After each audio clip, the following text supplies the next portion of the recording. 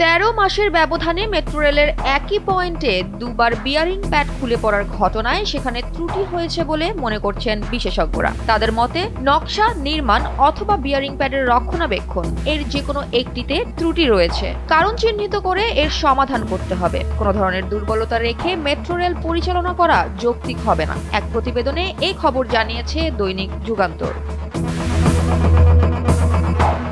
রোববার বেলা 12টার দিকে মেট্রো চলাচলের সময় ফার্মগেট পয়েন্টে উপর থেকে একটি বিয়ারিং প্যাড নিচে পড়ে যায়। সেখানে একজন পথচারী ছিলেন। ঘটনাস্থলেই তিনি মারা গেছেন। এর আগে গত বছরের 18 অক্টোবর ফার্মগেটের কাছাকাছি পয়েন্টে একটি বিয়ারিং প্যাড খুলে পড়ে। রোববারের মৃত্যুর ঘটনায় রাজধানী জুড়ে মানুষের মাঝে চরম আতঙ্ক বিরাজ করছে।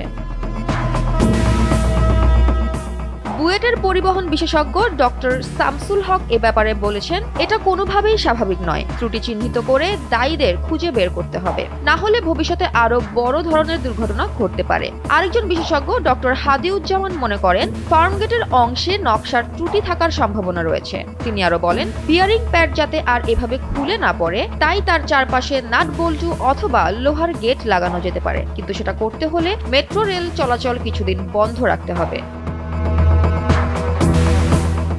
এদিকে খুলনা প্রকৌশল বিশ্ববিদ্যালয়ের উপাচার্য ডক্টর মাকসুদ হেলালি বলছেন, এটা বড় কোনো ধরনের কারিগরি ত্রুটি নয়। পৃথিবীর উন্নত দেশগুলোতেও এমন ঘটনা সচরাচর ঘটে। এসব থেকে শিক্ষা নিয়ে আমাদের এগিয়ে যেতে হবে।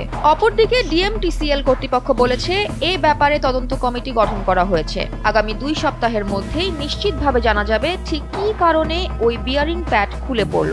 যদি এতে কারো গাফিলতি থাকে তাদের বিরুদ্ধে অবশ্যই আইনানুগ ব্যবস্থা নেওয়া হবে।